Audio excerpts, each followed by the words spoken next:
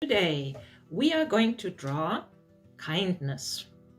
We are creating kindness for people we want to give kindness to, for our country, for different countries, for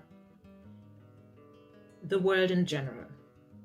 So we are adding kindness and good, friendly thoughts to the world with this drawing.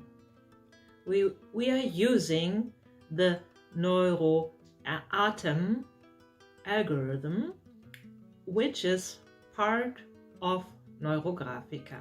To create kindness, we start drawing a circle, because kindness is a perfect state, which is best represented by a circle.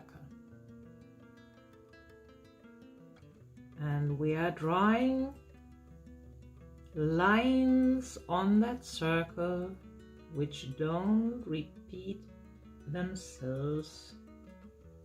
We're drawing neurographic lines on them and activate our circle, our brain connections, our attention.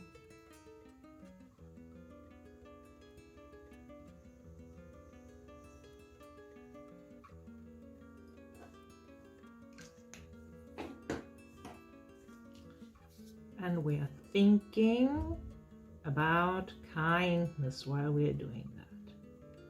Tuning into our feeling of kindness and of the urge to give